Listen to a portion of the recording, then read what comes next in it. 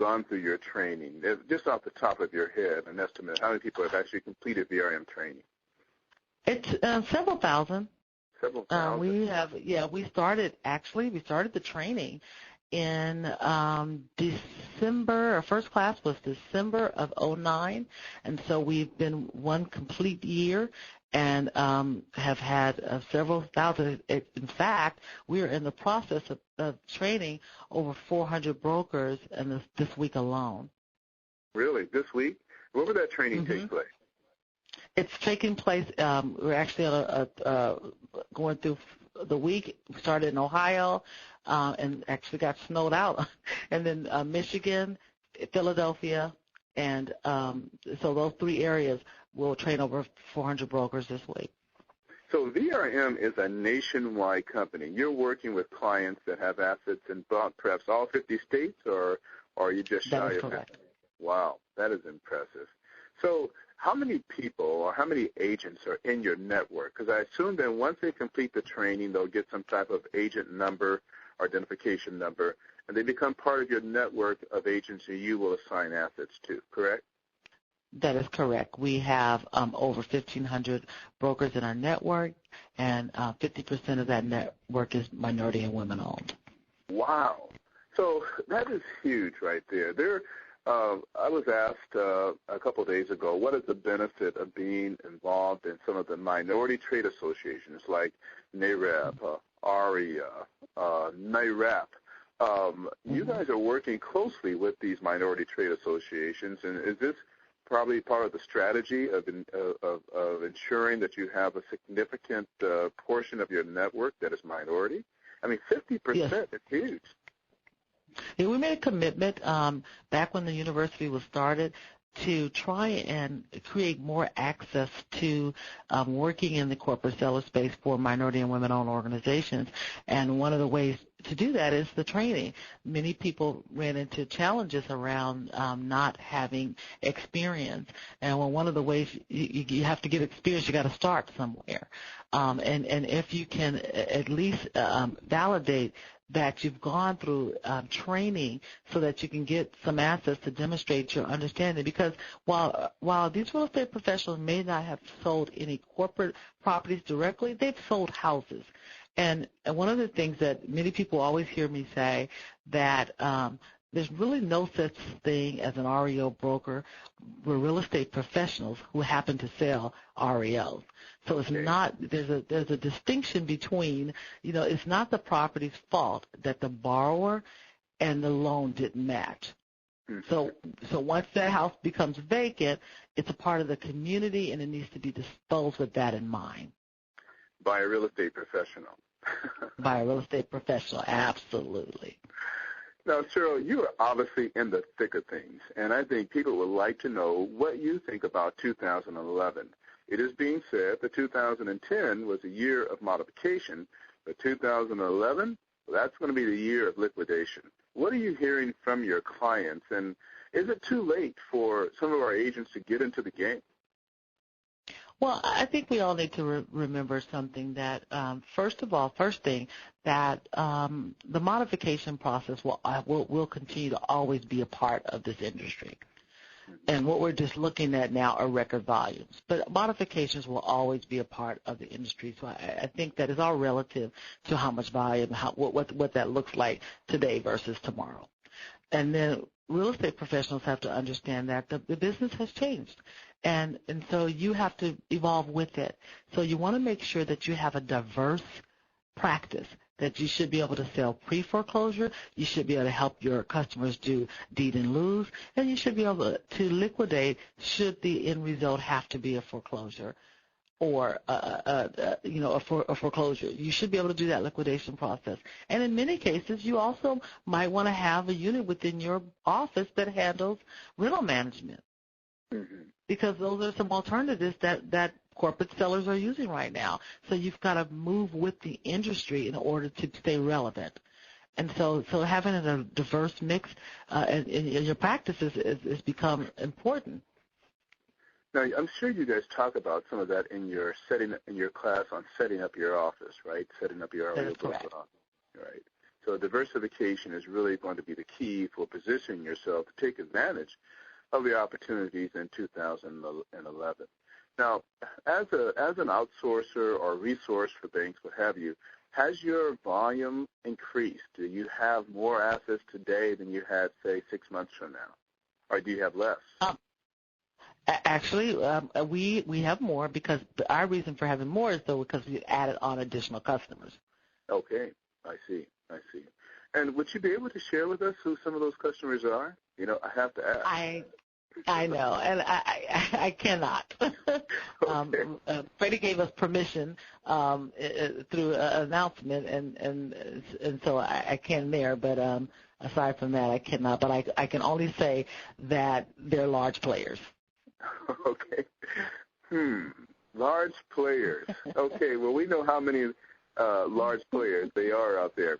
Now, but you are also a resource, an outsourcer then for Freddie Mac. That is correct. Right. And we are an outsourced vendor for them. So if anyone is looking to establish a relationship, they can try to go direct to Freddie Mac, but they'll be probably more successful going through VRM and getting your certification.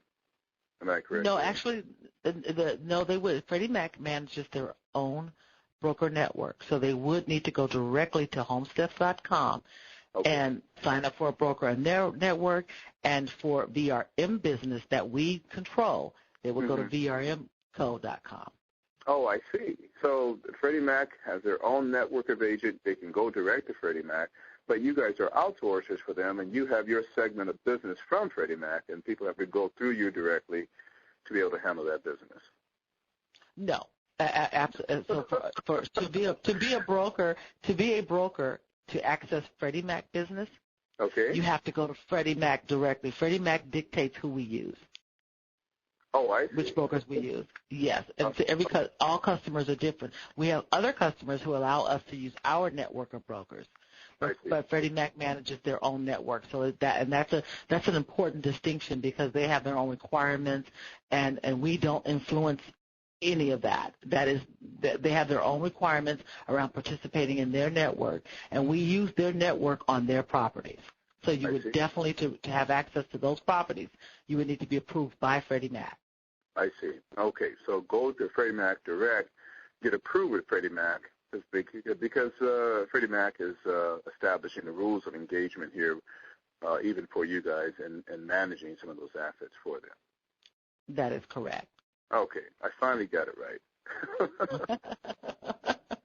So now you've got Freddie Mac and many other larger clients. The volume of assets that you currently have has increased over the last 6 months. So I asked the question earlier, just to be clear, do you think it's too late for people to get into the game right now? Or will it only be the established players out there that are going to benefit from this, from what's going to happen in 2011? I don't think it's ever too late. I mean, it's just like in any industry, there's always new entrants. Because there's people who are exiting the business, either through performance or through just change in direction. So it's just like graduating from college. Students are constantly coming into the workforce, so there's always a flow of people coming into the workforce. The same thing applies to the real estate business. There's always new entrants, but the key thing is how you enter. You want to make sure that you understand what you're entering and that you have a great process in place so when an opportunity comes, you're ready. Wow, that's great advice to our listeners. So let's talk about the importance of quality customer service.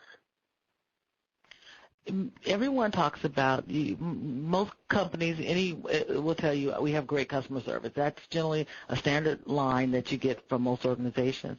What makes it unique to us is that our business has grown based on customer service. Mr. Murray, when he started PCV Mercor in 81, he grew his business by 20% or more each year off of peer customer referrals.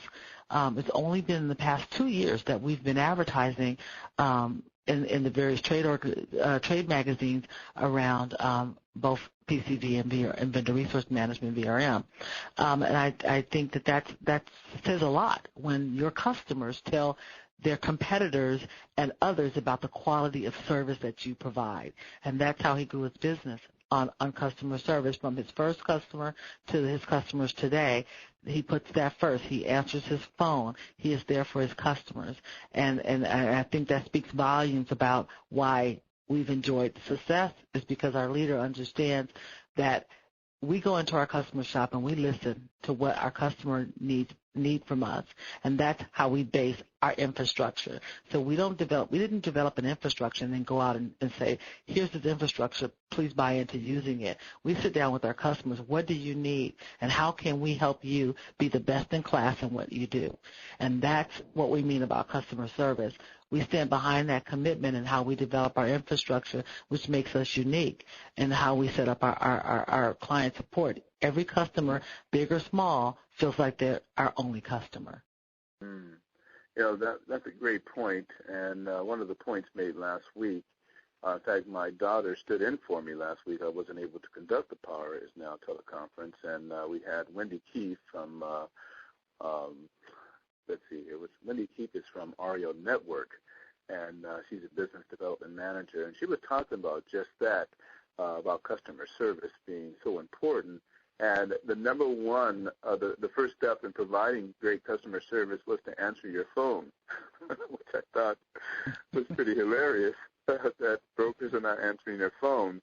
You guys have built your business on customer service, but do you have maybe a couple of points you would like to share with some of these REO brokers on the line here on how that they can better how they can do a better job in customer service towards their outsourcer like yourself, and who is really depending on that type of quality customer service so you can deliver for your clients? Take the time to understand what the specific requirements are to support a particular customer, and define that. Make sure your entire team understands it. Take the time to make sure your entire team understands what a customer is looking for, and don't just do what you think the customer wants. Make sure you're providing them with what they best need. So, for example, if you're looking at a house and it's a storefront, make sure you communicate with your customer what you know about that situation in that market. If you you may have done one for them in the past where they wanted to discount it greatly because of what it was, but in this case, it's actually a very good storefront. It's done well for the community. It's a market that the community likes to use, so therefore it's a good location. You think it has some value. Share that.